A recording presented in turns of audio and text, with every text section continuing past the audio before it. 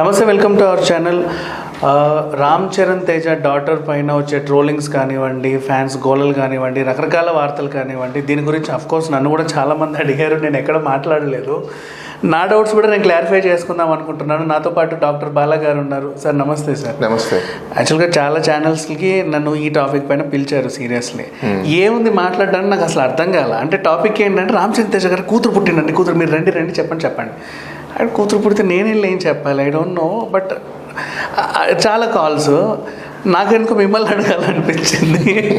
అంటే దీంట్లో చాలా క్వశ్చన్స్ ఉన్నాయి. ఏంటంటే ఒకటి, వారసుడు పుట్టట్లేదని చెప్పేసి ఫ్యాన్స్ గొడవ అంట. నెక్స్ట్ ఈవిడ పుట్టగానే వెంటనే అందరూ ఆవిడ జాతకం చెప్పేశారు. అంటే అసలు ఐ డోంట్ నో, అసలు చేతిరేఖలు కూడా వచ్చాయో తెలియదు, జాతకాలు చెప్పేశారు. ఆ తర్వాత ఇక 1, 2 ఇన్ని వివాదాలు వస్తానే ఉన్నాయి. ఏంటి అసలు ఈ గోల్ అంతా ఒకసారి చెప్పరా? ఒకటి, ఇప్పుడు ఇందాక మీరే అన్నారు ఛానల్ వాళ్ళందరూ పిలిచేశారు రండి అని చెప్పేసి అనేసి. అంటే ఆ బ్యాచ్లో మీరు కూడా దూరిపోయారా? నేను వెళ్ళలేదే ఇక్కడికి. నేను పిలిచారు కదా, టాపిక్ చేద్దాము అని చెప్పారు. తర్వాత మీరు అడిగిన క్వశ్చన్కి దానికి నేను వాళ్ళంటే నాన్ సెన్స్ లేని వాళ్ళు. ఆ బ్యాచ్లో మీరు కూడా జాయిన్ అయిపోయారా ఇప్పుడు? అంటే అట్లా కాదు, మేబీ ఏమన్నా అనుకోవచ్చు. నా ప్రాబ్లం చెప్తాను. ఇందులో నా పర్సనల్ ప్రాబ్లం ఏంటంటే, ఇప్పటి వరకు ఒక టాపిక్ పైన నేను ఎక్కడికి వెళ్ళింది ఇదే. అంటే ఏం చెప్పాలో కూడా అర్థం కానటువంటి సిచ్యువేషన్. కొంచెం నాకంటే మీకున్న నాలెడ్జ్కి అడుగుదామని వేరే చోటుకి వెళ్ళి మీరు చెప్పాల్సి వస్తుందని చెప్పి చెప్పకుండా, ఇక్కడ నాతో అసలు టాపిక్ ఏంటో చెప్పకుండా మీరు కూడా సేమ్ అలాంటి non sense idiotic mind sets ఉన్న యాంకర్లు, జర్నలిస్టులు, లేకపోతే మీడియా ఛానల్స్ ఏవైతే ఇప్పుడు తిరుగుతున్నాయి కెమెరాలు పట్టుకొని, పబ్లిక్ ఫోర్త్ ఎస్టేట్ అంటే పబ్లిక్ వెల్ఫేర్కు, పబ్లిక్ సంబంధించిన ఇష్యూస్ మీద తీసుకోమంటే, ఈ సూపర్ సీడెడ్ ఉన్న మైండ్ సెట్స్ ఉన్న, ఈ సైకో డిసార్డర్స్ ఉన్న యాంకర్లు, జర్నలిస్టులు, ఈ మీడియా హౌసెస్ అన్నీ చిరంజీవికి మనవరాలు పుడితే ఏమైంది, చిరంజీవి కొడుక్కి కూతురు పుడితే ఏమైంది, వీళ్ళకి ఎందుకు నాన్సెన్స్ నాకు అర్థం కాలేదు. అలాంటి బ్యాచ్లోకి మీరు కూడా జాయిన్ అయిపోయారా? అట్లీస్ట్ మీరు పిలిచే ముందు ఏం టాపిక్ ఏంటని కూడా చెప్పకుండా మీ మీద టాపిక్ ఉంది కానీ నాకు చెప్పాలి కదా. దట్స్ వాట్, నాకు టాపిక్ ఉంది, అక్కడికే వస్తున్నా. ఈ చెత్త అంతా వదిలేస్తే, బ్లెస్సింగ్స్ ఇస్తే బ్లెస్సింగ్స్ కూడా తీసుకోలేని సిచ్యువేషన్లో ఉన్నారు ఫ్యాన్స్. దీవెన్లు విషెస్ చెప్తే విషెస్ తీసుకోలేని సిచ్యువేషన్లో ఉన్నారు. తిడితే మాత్రం తిట్లు తీసుకుంటున్నారు. మరి వాళ్ళని ఏమన్నా తెలియట్లా. అది చెప్తున్నా. ఈ సందర్భం మీకు చెప్పాలి ఒక నిమిషం.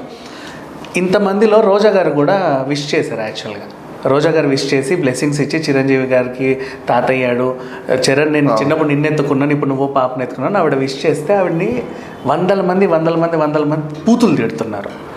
సో అదే నేను చెప్పేది అంటే, ఇంతకుముందు తిట్టావు కదా, ఇప్పుడు ఏ నోరు పెట్టుకొని మాట్లాడుతున్నావు అని. నీకు బ్లెస్సింగ్స్ ఇస్తే బ్లెస్సింగ్స్ తీసుకోవాలి, విషెస్ ఇస్తే విషెస్ తీసుకోవాలి, తిడితే తిట్లు తీసుకున్నావు. అంటే మీ ఏ స్టేజ్లో ఉన్నారు? దీన్నే పెద్దలు ఒక మాట అనేవాళ్ళు, గుర్తుందా? ఎవరు తోయిన గుంతలో వాళ్ళే పడేవాళ్ళు అని చెప్పేసి. అవునా? మానవత్వం అంటే అర్థం ఏంటి? శత్రువుని అయినా ప్రేమించడం, మనిషి అనేవాడి దగ్గరకు వస్తే ఆకలి అంటే అన్నం పెట్టడం. ఇది ఈ మానవత్వం లేకుండా బిహేవ్ చేసే వాళ్ళని ఏమంటారు? మనుషులైతే ఇంకేమన్నా అనొచ్చు, యానిమల్స్. అట్లన్నీ జంతువుల పరువు నేను తీయలేను. అందుకే మై గాడ్, మీరు ఇంత మాట అన్నారంటే బికాస్ అవి మాట్లాడలేము కానీ వాటికి కూడా సెన్స్ ఉంది సార్. వాటికి సెన్స్ ఉంది. ఇలా అట్లీస్ట్ ఆ బేసిక్ సెన్స్ కూడా, కామన్ సెన్స్ కూడా వీళ్ళకి లేదు అనేది యు ఆర్ వెరీ క్లియర్ అందర్. అయితే ఎందుకు నేను ఈ మాట అన్నానంటే, మీకు ఎవరు తోయిన గుంతలు వాళ్ళే పడతారనే కాన్సెప్ట్ నేను మీకు ఎందుకు చెప్తున్నానంటే, మెగా కాంపౌండ్ ఏదైతే క్రియేట్ చేసిన fake and paid fans following ఉందో, ఆ ఫ్యాన్స్ ఫాలోయింగ్లో వీళ్ళు వాళ్ళని నేర్పించింది ఏంటి అంటే, ఒక సెక్యూరిటీ వ్యాపరైజ్ జోన్ని క్రియేట్ చేసుకున్నారు. ఎవరైనా వాళ్ళకి యాంటీగా మాట్లాడితే వెంటనే ఎగ్జాక్ట్లీ ఆ యాంటీని తప్ప వీళ్ళు నెక్స్ట్ లెవెల్ ఏంటో నేర్పించలేదు. పద్మవ్యూహం అంటారు చూసారా, సబ్జెక్ట్ ఏంటో కూడా డిస్కస్ చేయరు. They won't debate. They don't want. They have only they are robos, predefined data storage robos. వాళ్ళంతే. వాళ్ళకి ఇచ్చిన రోబో, మంచి రోబో చూసాం మనము, చెడ్డ రోబో చూసాం రోబో సినిమాలో. నేను అదంటే నా చిప్పు తీసేసి వేరే చిప్ పెట్టేశారు. ఆ చిప్పు తీరేంత వరకు మీరు ఏం చేయలేరు బాస్. అదే వీళ్ళు ఆపరేట్ చేస్తేనే, వాళ్ళు ఆల్రెడీ ఆపరేట్ చేసేసి ఉన్నారు. చిప్ పెట్టేశారు అక్కడ. ఏమని? వీళ్ళని ఎవరైనా ఒకవేళ స్కోల్ చేయడానికి వస్తే వీళ్ళని ఒక సెక్యూరిటీ బ్యారియర్స్ లాగా పెట్టేసుకొని వీళ్ళని ఆ సైకలాజికల్ మైండ్ సెట్లోకి తీసుకొచ్చేసారు. ఇప్పుడు ఆ సైకలాజికల్ మైండ్ సెట్స్లో ఉన్న వాళ్ళు ఏం చేస్తారు? మీకు వీళ్ళకి మంచి చెప్తుంటారు. అంటే లైక్ చిరంజీవిని విష్ చేసిన, చిరంజీవి ఫ్యామిలీని విష్ చేసిన, ఇది వరకు వీళ్ళు తిట్టింటారు కదా యాంటీ. ఇప్పుడు సే ఎగ్జాంపుల్ ఎక్స్ అనే పర్సన్ చిరంజీవినో లేకపోతే చిరంజీవి ఫ్యామిలీనో ఏదో కామెంట్ చేసి ఉంటారు అనుకోండి, వాడు యాంటీ.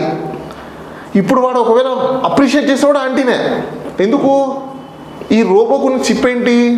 యాంటీ అనే ఒక ఎలిమెంట్ మాత్రమే తీసుకోవాలి, మాత్రమే వాళ్ళ భయం. ఆ యాంటీ నీకు అప్రిషియేట్ చేసిందా, బ్లెస్సింగ్ చేసిందా అనవసరం.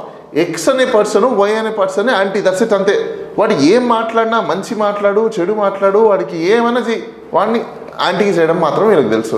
ఇది ఎవరు చేశారంటే ఈ మెగా కాంపౌండ్ వీళ్ళని ఇట్లా తయారు చేసింది కాబట్టి వాళ్ళు తవ్వుకున్న గుంతలో వాళ్ళు పడ్డారు. తప్పేమన్నా అందులో? మంచిదే కదా. అదే అంటే ఇప్పుడు అందుకే తన్నకురా నిన్ను తలదన్నే వాడు వస్తాడని చెప్పేసి అని సామెత ఊరికే చెప్పలేదు. వీళ్ళు మేము తంతున్నాము, ఎదుగుతున్నాము, ఎదిగిపోయామని చెప్పి ఫీలింగ్లో విర్రవీగారు కాబట్టి ఇప్పుడు వాళ్ళే ఎగిచెగిచి తంతున్నారు. సింపుల్. రేపటి రోజు ఏమంటారు సార్, వీళ్ళు దండం పెట్టుకొని మమ్మల్ని వదిలిరా బాబోయ్ అన్న కూడా. హీ టోల్డ్ పవన్ కళ్యాణ్ నిన్న ఒక ఇంటర్వ్యూలో, మరి మీ ఫ్యాన్స్ గురించి ఏమనుకుంటారు, ఫ్యాన్స్ మిలిటెంట్ లా తయారయ్యారని హీ హిమ్సెల్ఫ్ యాక్సెప్టెడ్. సెన్స్ లేదా? యాక్సెప్టెడ్ ఏంటంటే నాకు అర్థం కాలేదు. మిలిటెంట్ లా తయారైపోయినప్పుడు అంటే వీళ్ళ మాట కూడా వినలేని పరిస్థితిలో ఉన్నారు. చేసే వ్యక్తిని క్రిమినల్ అంటారా? చేసిన వాడిని క్రిమినల్ అంటారా? ప్రొవోక్ చేసిన వాడినే కదా. సో ఇప్పుడు వీళ్ళు క్రిమినల్ అయితే ఇతనేమవుతాడు? He provoke them. సో ఇతనేమవుతాడు? అతను క్రిమినల్ అవుతాడు. మిలిటెన్స్, ఇప్పుడు వీళ్ళు మిలిటెన్స్ అయితే ఇతనేమవుతాడు? ఇతను ఈ తీవ్రవాది అవుతాడు. దట్స్ ఇట్, అయిపోయింది. ఇంకేముంది అక్కడ? వెరీ సింపుల్ అండి. సింపుల్ లాజిక్ బాగానే ఉంది. అంటే వీళ్ళ మాట కూడా వినలేని పొజిషన్కి వచ్చేసారు కదా. They are helpless. నేను ఒక క్వశ్చన్ చెప్తాను చూడండి. ఇప్పుడు మీకు హిట్లర్ ఉన్నాడు. హిట్లర్ మాయలో అందరూ చేశారు. ఒకానొక సందర్భంలో హిట్లర్ మాట వీళ్ళు విన్నారా? ఎవరు తప్పది? అది హిట్లర్ తప్పే. ఆయన అలా తయారు చేసుకున్నాడు, అయిపోయింది. ఇంకా హిట్లర్ని వేసి పడుతుంటారు వాళ్ళు హిట్లర్ని వేసేసారు. ఇప్పుడు రేపు వీళ్ళ పరిస్థితి కూడా అంతే. ఏ ఫ్యాన్స్ అయితే ఈరోజు ఫ్యాన్స్ అని విర్రవీగి వీళ్ళు కోట్ల రూపాయలు సంపాదించుకున్నారో, రేపు ఇదే ఫ్యాన్స్ వాళ్ళని గుడ్డలోడ తీసి బయటికి రోడ్డు మీద కొట్టే రోజులు కూడా వస్తాయి. రేపు ఏదైనా తేడా జరిగితే ఎట్లున్నారంటే సార్ ఫ్యాన్స్, వీళ్ళ స్టేజ్లు చెప్పిన స్టేజ్ 1, స్టేజ్ 2, స్టేజ్ 3 లాగా డివైడ్ చేసి, సైకలాజికల్ డిజార్డర్స్ అనే ఒక వ్యాధిలో, ఒక డిసీజ్ లో ఇప్పుడు వాళ్ళు స్టేజెస్ లో ఉన్నారు. ఆ స్టేజెస్ మీరు ఎక్స్ప్లెయిన్ చేస్తారు. ఫస్ట్ స్టేజ్ లో వీళ్ళు అభిమానించారు మా hero cinema. Next second stage లో భక్తి అయిపోయింది. పెద్ద పెద్ద కటౌట్లు, పాలాభిషేకాలు, రక్తంతో బొట్లు, హారతులు, మా స్టార్. అప్పట్లోనే గుడి కట్టడాలు, అది మూడో స్టేజ్ అండి. గుడి కట్టడాలు, మాల వేయడాలు అనేది మూడో స్టేజ్. పీక్స్ కాదు, అది థర్డ్ స్టేజ్. అది ఉన్నాయి ఇంకా స్టేజెస్ ఉన్నాయి కాబట్టి ఇంకా పీక్ అని చెప్పకూడదు మనం. నెక్స్ట్ స్టేజ్కి వచ్చేసరికి ఏంటంటే వీళ్ళ సినిమాలు బాగాలేకపోతే తీసిన డైరెక్టర్లని, అసిస్టెంట్ డైరెక్టర్ని కొడుతున్నారు, తిడుతున్నారు, ఇది ఫోర్త్ స్టేజ్. నువ్వు ఎందుకు మా హీరోతో సరిగ్గా సినిమాలు లేదు. లాస్ట్ స్టేజ్ సినిమా బాగాలేకపోతే డైరెక్ట్ గా హీరోని కూడా కొడతారేమో వచ్చి. ఇది నేను చెప్పాను మీకు ఇందాక, ఫైనల్ స్టేజ్ వీళ్ళే కొడతారని చెప్పాను కదా. అట్లా ఉంది కదా పరిస్థితి. జరగచ్చు, అది చెప్పలేము మనం. ఎందుకంటే ఒకసారి నేను ఆదిపురుష్ స్టేజ్ అదే, రైటర్ ని తడుతున్నారు, డైరెక్టర్ వాళ్ళు బయట తిరుగుతారు, పోలీస్ కంప్లైంట్లు ఇచ్చుకున్నారు. అవును మరి పోలీస్ కంప్లైంట్ ఎందుకు? పోలీసులు కంప్లైంట్ కూడా తీసుకోకూడదు దీంట్లో. నేను రిక్వెస్ట్ చేసేది అంటే ఎందుకు తీసుకోకూడదు అంటే, వాళ్ళు తయారు చేస్తారు కదా బాస్. తన్నం తిను. నీ ఫ్యాన్స్ పోయి వేరే వాళ్ళని కొట్టినప్పుడు నువ్వు ఎంత హ్యాపీగా ఫీల్ అయింటావు ఇంట్లో కూర్చొని. బలే కొట్టాడు అబ్బా. ఇప్పుడు నిన్ను కొడుతుంటే కూడా జనాలు అదే చూసి అదే ఫీల్ అవ్వాలి. ఎందుకు? నువ్వు చేసినప్పుడు బయటకు వచ్చి ఏ రోజైనా మీడియాలోకి వచ్చి ఫ్యాన్స్ మీరు ఇలా చేయకూడదని ఒక్క హీరో అయినా చెప్పాడా? అంటే వీళ్ళకి రెస్పాన్సిబిలిటీ లేదా? ఈయన చెప్పండి. నాకు నచ్చింది ఒకటి సార్, రేణు దేశాయ్ మన అకిరానందన్ బర్త్డే అప్పుడు, అక్క వదిన మా అన్న కొడుకు ఫోటో చూపివా అని అన్నాడు. ఎవడరా వదిన, ఎవడు నీకు వదిన, పిచ్చికుందని ఆమె తిట్టింది. నువ్వు అట్లాంటి దాన్ని కాబట్టి మా అన్న వదిలేసాడు, నువ్వు అది అని చెప్పి వాడు రక్కాడు. అది బాగా వివాదమైంది. ఈవిడ కూడా స్పందించింది, చాలా బూతులు తిట్టుకున్నారు కూడా. ఆయన స్పందించి, ఎంత కదన్నా నీ పిల్లలకు తల్లే కదా, అంతే కదా. ఒక ఆడకూతుర్ని ఇలా అనకూడదురా, తప్పు అని ఒక మాట అనగలిగారా వీళ్ళు? నేనేం చెప్పాను ఇక్కడ మీకు, ఎవడు తోవిన గుంతలో వాళ్ళే పడతారని చెప్పాను కదా. అంటే ఒకనొకప్పుడు ఆయనతో ఆమె రిలేషన్లో ఉండింది, పెళ్లి చేసుకున్నారు, పిల్లల్ని కన్నారు, వారసుని కూడా ఇచ్చింది.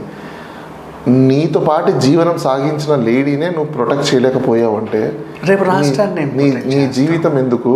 ఇంకా నువ్వు రాష్ట్ర ప్రజలు సార్ కాదండి. ఇలాంటి వాళ్ళు రాజకీయాల్లో ఏం చేస్తారండి? నాకు అర్థం కాలేదు. ఆ రాజకీయం అంటే గుర్తొచ్చింది, ఇది కూడా ఒక చిన్న పాయింట్. ఎక్కడన్నా ఇప్పుడు మీరు నియోజకవర్గాలకి వెళ్తున్నారు, ఊర్లో బహిరంగ సభ పెడుతున్నారంటే ఆ ఊర్లో మీ పార్టీ క్యాండిడేట్ని కూడా ఎక్కించుకొని అవును మీకు అండగా ఈయన ఉంటాడు, ఈయనకు అండగా నేను ఉంటాను, మీరు గెలిపించండి, మీరు హాయిగా ఉండండి అనాలి.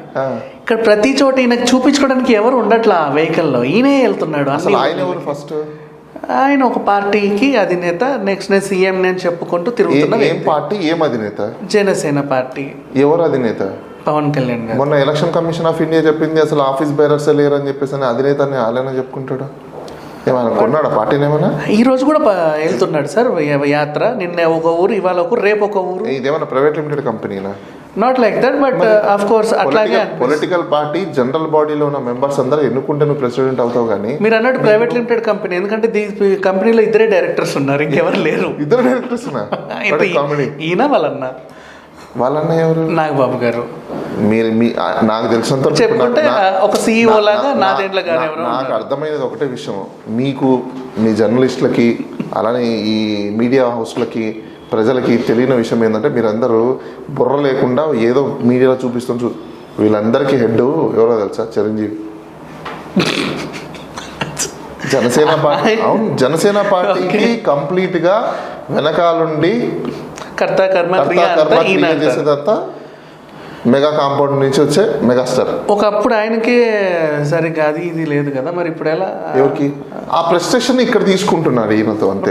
అప్పుడు ఆయన బలయ్యాడు, ఇప్పుడు తమ్ముడు బలవుతున్నాడు. కాదండి బాబోయ్, మీకు అదే అర్థం చేసుకోవట్లేదు. మీరు బలియని మీరు అంటున్నారు, జనాల మీద ఉన్న ఆక్రోశాన్ని వీళ్ళు ఏ విధంగా తీసుకుంటున్నారు అనేదానికి ఇది ఒక నిదర్శనం. అయ్యో అన్నారు, మొహం మీద అన్నారు, నీకు ఓటేయడం రాదు అందుకే నేను ఓడిపోయానని కూడా అన్నాడు. అయిపోయింది చూసారా? అంటే వీళ్ళు పబ్లిక్ ని ఎవరైనా అడుక్కుంటారు, అన్న ఓటేయండి, అక్క ఓటైనా అడుక్కుంటారు. ఎప్పుడైనా మీరు ఏ లీడర్నైనా చూసారా? అయ్యో కడగాల్సినవన్నీ అడిగారు. ఇట్లా తిట్టిన లీడర్లను మీరు ఎక్కడైనా చూసారా? అసలు ఫస్ట్ ఆఫ్ ఆల్ వీళ్ళని చెప్పులు తీసుకొని రాళ్ళు తీసుకొని తరిమి కొట్టాలి ఫస్ట్ ఆఫ్ ఆల్ ఇలాంటి లీడర్లు వస్తే. కాకపోతే ఇలాంటి సంఘటన ఎందుకు జరగలేదో తెలుసా మీకు? అక్కడికి వచ్చే వాళ్ళందరూ ఓటర్లు కాదండి. అది నిజమే, ఓటర్లు కాదు. మీరు ఒకసారి చూడండి, అక్కడ ఎవరిని తీసుకున్నా ప్రతి ఒక్కరి చేతిలో సెల్ ఫోన్ ఉంటుంది, బ్యాక్ కెమెరానో ఫ్రంట్ కెమెరానో ఆన్ అయి ఉంటుంది. కెమెరాలో ఆన్ చేసుకొని పోతుంది. రోడ్ షో ఎందుకు అవుతుంది, పొలిటికల్ మీటింగ్ ఎందుకు అవుతుందండి? అంటే ఇప్పుడు వినకపోయినా ఇంటికి వెళ్ళి 10 సార్లు విందాం, అది టీవీలో వస్తుందిగా, వీలు పెట్టుకోవాల్సిన అవసరం ఏముంది? సింపుల్. ఇది అథెంటిక్ కదా, ఆయన చేతుల మీద తీసుకున్న ఆనందం కాదు.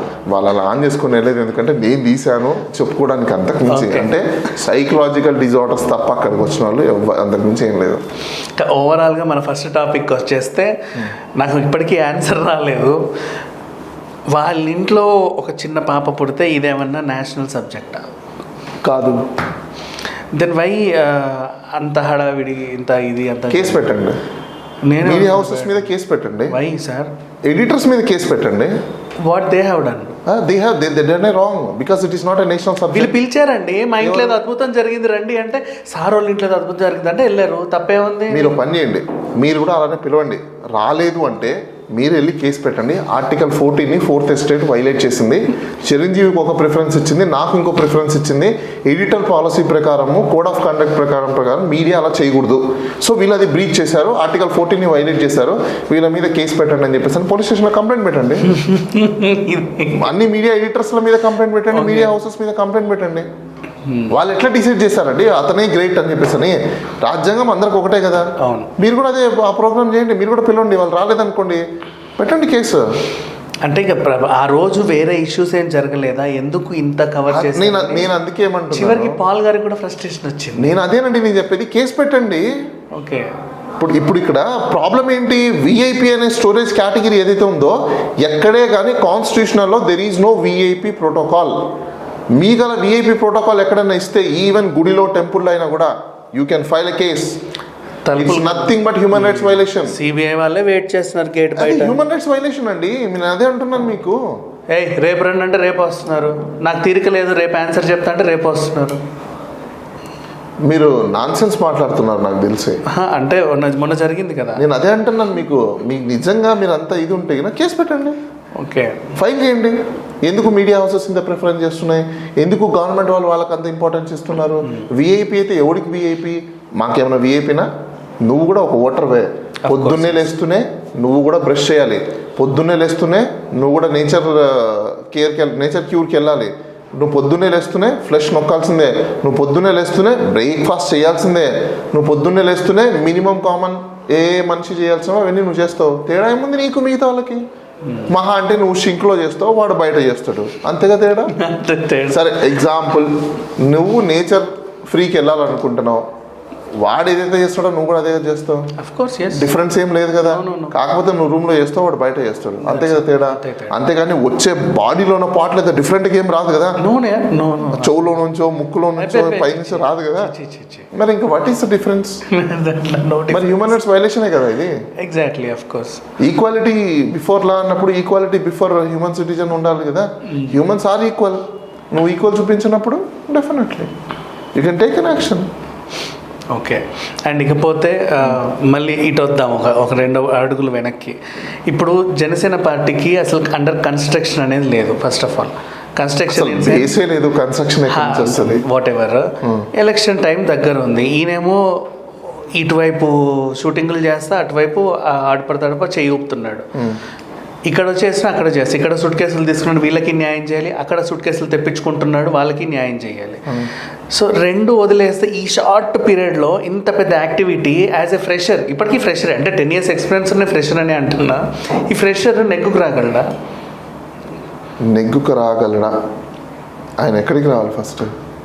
కనీసం ఆ ఊరు నుంచి హైదరాబాద్ కన్నా రానివ్వండి, తర్వాత సంగతి. కానీ ఐ మీన్ నెగ్గుకు రాగలంటే ఎక్కడికి రావాలండి?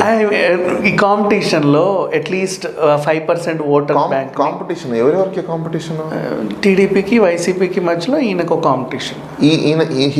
హీస్ అ రన్నర్ అంటే జస్ట్ పార్టిసిపెంట్.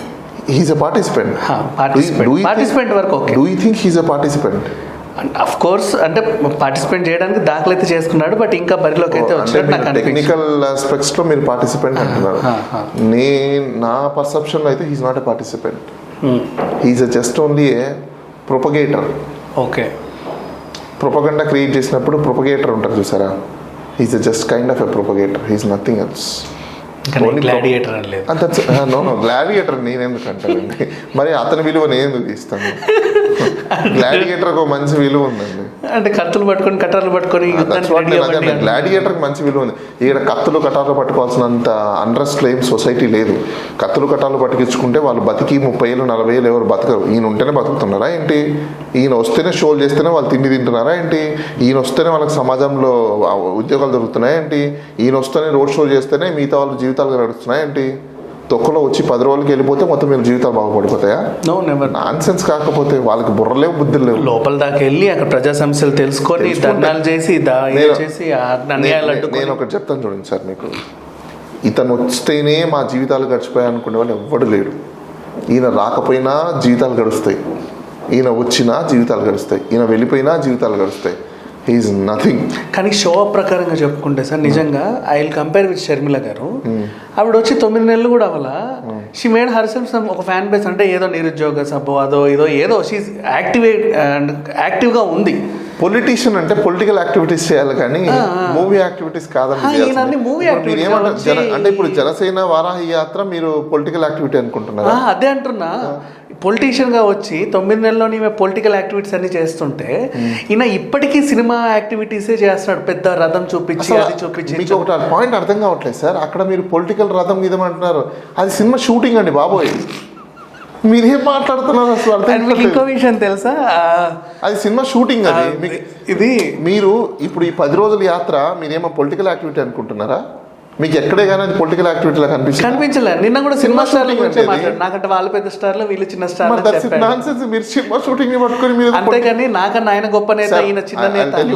నేను పొలిటికల్ కన్సల్టెంట్ కానీ పాలిటిక్స్ గురించి మాట్లాడతారు అనుకో నేను వచ్చాను తప్ప, ఇలాంటి నాన్ సెన్స్ లేని ఇష్యూస్ మీరు మాట్లాడతారు అనుకుంటే నేను అసలు వచ్చేవాడిని కూడా కాదు. నా ఇజ్జత్ నేనెందుకు పోగొట్టుకోవాలని వస్తాను. నేను ఎక్కడ బాగలేదు అందుకని చెప్పి నా ఫ్రస్ట్రేషన్ అంతా నా మీద తీసుకుంటున్నారా? అలాగే ఉంది, అలానే కనిపిస్తుంది. ఇంకొకటి యాక్చువల్ గా చెప్పాలంటే మొన్న ఏం జరిగిందో I will tell you one situation. Even you know well.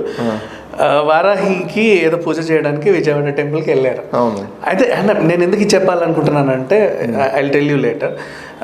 Vijayawada వెళ్ళిన తర్వాత ఈయన ఏం చేశాడు, అమ్మవారికి చీర పెట్టాడు అనమాట.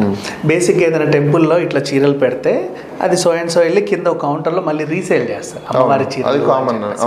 అక్కడ నిర్ణీత అమౌంట్ పెట్టి పవన్ కళ్యాణ్ గారు చీర పెట్టారంట అనగానే ఆ చీర ఇక్కడ నుంచి ఎక్కడికి వెళ్తుంది, అక్కడ నుంచి అక్కడికి వెళ్తే అక్కడ రాసుకొని ఇక్కడికి వస్తుంది. వాళ్ళందరికీ ఫోన్లు, ఆ చీర పక్కన పెట్టాము ఆవిడ కోసం, పక్కన పెట్టాము, ఇన్ని కాల్స్ అనమాట. వీళ్ళు ఏకపడ్డ వాళ్ళు ఏకపడ్డ నాకు కావాలి అనేసరికి ఫైనల్లీ ఏం చేశారంటే ఆయన మీద, బాబు నీ చీర నువ్వే ఉంచుకో, మాకు అక్కర్లేదని రిటర్న్ ఇచ్చేసారు. అదే జరిగింది సీరియస్లీ మన విజయవాడలో. అదే జరిగితే ఇప్పటివరకు బెజవాడ కనకదుర్గం టెంపుల్లో ఒక చీరని మొహాన కొట్టడం ఇదే ఫస్ట్ టైం. అండ్ అదే వదిలేస్తే అంటే ఇప్పుడు అక్కడ కూడా పాయింట్ అర్థమైందా, సినిమా క్రేజే ఉందే తప్ప పొలిటికల్ క్రేజ్ లేదు అని నేను చెప్పబోతున్నా. మీరు అన్నాయి ఇక్కడ పాయింట్ అర్థమైందా, అది తెలియకుండానే దేవుడు చేయించాడని మనం అనుకోవచ్చు. ఆ తర్వాత అక్కడి నుంచి వెళ్ళిన వారాహి డైరెక్ట్ షెడ్కి వెళ్ళిపోయి మొన్న బయటకు వచ్చింది. సేమ్ అక్కడి నుంచి చూసారా 100 days అంటే ఆ లోకేష్ ఇవన్నీ అయిన తర్వాత మొన్న వచ్చింది బయటకు. అంటే మీరు ఒకటి గుర్తుపెట్టుకున్నట్టు ఇట్స్ వెరీ సింపుల్ సైనింగ్ ఏంటంటే, వీళ్ళు ఎన్ని చేసినా ప్రకృతికి విరుద్ధంగా చేస్తున్నారే కానీ ప్రకృతికి సమాంతరంగా చేస్తున్నారు అనేది కనిపించట్లేదు. కాబట్టి వీళ్ళని ఎవ్వరు ఏం చేయాల్సిన అక్కర్లేదు, వాళ్ళే చాలు సర్వనాశనం చేసుకోవడానికి. ఇంకేముంది, ఎవరో ఏమన్నక్కర్లేదు, వాళ్ళే చాలు. వాళ్ళకి నిజంగానే పబ్లిక్ని ఏదో మంచి చేయాలనే ఇంట్రెస్ట్ లేదండి. పబ్లిక్ని మంచి చేయాలనే పబ్లిక్లో మేము ఇంకా ఇంట్రెస్ట్గా ఉన్నట్టుగా కనబడే ఫేమ్ కావాలి. మీ క్వశ్చన్ చెప్పనా, నిజంగా పవన్ కళ్యాణ్ సీఎం అవ్వాలనుకుంటే డెఫినెట్గా అవ్వచ్చు. ఎట్లా చెప్పనా, నాన్ సెన్స్ ఆఫ్ బ్యాచ్ని మొత్తం గెట్అవుట్ అని చెప్పేస్తే ఆయన ఒక్కడు పబ్లిక్ని వెల్కమ్ చెప్పి పబ్లిక్ దగ్గరికి వెళ్ళి సమస్యలను తెలుసుకొని యంగ్స్టర్స్ ఎవరైతే ఉన్నారో పాలిటిక్స్లో రావాలనుకుంటున్నారో జెన్యూన్ ఉన్న వాళ్ళని రప్పించుకొని వాళ్ళతో పొలిటిక్స్ చేస్తే డెఫినెట్గా అవుతాడండి సీఎం, ఎందుకు అవ్వడు? కానీ ఇక్కడ నాన్ సెన్స్ ఏంటి ఉంటే షార్ట్ పీరియడ్లో కన్స్ట్రక్ట్ చేసిన వాళ్ళు చాలా మంది ఉన్నారండి, చాలా మంది ఉన్నారు. ఈ నాన్ సెన్స్ ఏంటి, 20, 30, 40 మంది బ్యారిగేట్లు అంట, బౌన్సర్లు అంట, మీకు ఇంకో గుర్తుపెట్టుకోండి, ఏ సీఎం అయినా, ఏ పిఎం అయినా, ఏ మినిస్టర్ అయినా, ఏ ఎమ్మెల్యే అయినా సెక్యూరిటీ గార్డ్ని పెట్టుకుంటే, గన్మన్ని కానీ ఎవరినైనా కానీ, నీ లైఫ్ని సెక్యూర్ చేసుకోలేని వాడి లైఫ్ని సెక్యూర్ చేసుకోలేని వాళ్ళు ప్రజల లైఫ్ని సెక్యూరిటీ చేయలేరు. దానికి ఏం చెప్తున్నాడంటే, మొన్న ఏమన్నాడు, నాకు ప్రాణహాని ఉంది అందుకే బయటికి రావట్లేదు. నువ్వు ఎందుకు బాస్ ఇంకా పాలిటిక్స్లోకి రావడం, నువ్వే కాపాడుకోలేవు, నీకు ప్రాణహాని పోయా స్వామి. అయితే అట్లాంటప్పుడు ప్రభుత్వం కూర్చొని హ్యాపీగా ప్రభుత్వం 4 పెట్టింది వెనకాల, వీళ్ళందరూ నా మీద కుట్ర చేస్తున్నారు అన్నాడు. మళ్ళీ నా అన్ని తీసుకెళ్ళి అక్కడ చెప్తున్నారు, ఇక్కడ వీళ్ళంతా నా మీద కుట్ర చేస్తున్నారు అన్నారు. వీళ్ళని తీసేస్తేనేమో నాకు ప్రాణహాని ఉంది అంటున్నాడు. అంటే దీన్ని ఎలా చూడాలంటే ఒక పాయింట్ అర్థం కావట్లేదండి సీరియస్లీ. ఇప్పుడు మీరే ఉన్నారు సార్, మీకు ఎవరైనా ప్రాణహాని ఉంది అంటే మీరు ఆ జోలికి పోతారా, మీరు ఆ పని చేస్తారా, ఏం చేస్తారు మీరు? వాడికి దూరంగానే ఉంటాను నేను మ్యాక్సిమం. మరి ఈయన ఏం చేయాలి ఇప్పుడు? అంటే ప్రాణహాని జనాలతో ఉందని చెప్పలేదు, అందుకే జనాల మధ్యలోకి వెళ్తున్నాను. పాయింట్ అర్థం కావట్లేదు సార్. మీకు ప్రాణహాని ఉంది అని తెగించి పోరాడిన లీడర్ ఎవరు? వంగవీటి ఫ్యామిలీలో ఉన్న వంగవీటి రంగ. ఆయనకు ప్రాణహాని ఉందని తెలిసినా ఆయన ఎప్పుడు ఈయనలా చేయలేదు. కాపుల్లో he's a man of community. ఇంకా చెప్పాలంటే కేతిరెడ్డికి కూడా ప్రాణహాని ఉన్న రోజు బయటకి తిరుగుతున్నారు, డైలీ మార్నింగ్. వాళ్ళ నాన్నగారిని కూడా చంపినారు, దగ్గరే వాళ్ళంతా ఫ్యాక్షనిస్టులు.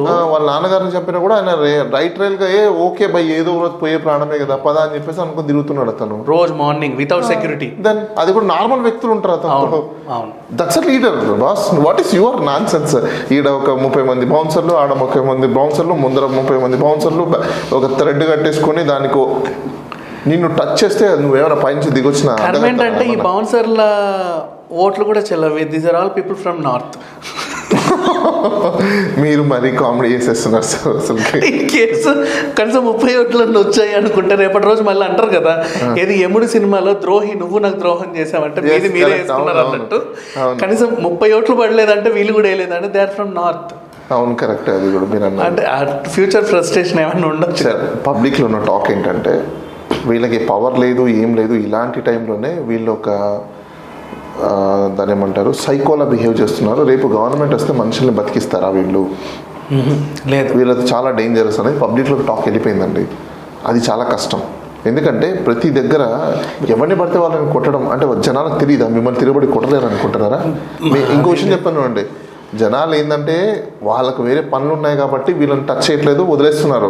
వాళ్ళకి కానీ తిక్కరేగితేనా వీళ్ళని నాలాలేసి ఊడ్చి కొడతారు. అది వీళ్ళకి అర్థం కావట్లేదు. ఎవడన్నా మెంటల్ గాడు తగిలాడు అనుకోండి, తరిం కొడతాడు. వీళ్ళ పవన్ కళ్యాణ్ ఇంటికి వచ్చినంత కొడతాడు. దేనికైనా డీసెన్సీ డెకోలేం ఉంటుందండి, ఒక రేంజ్ వరకు ఉంటుంది.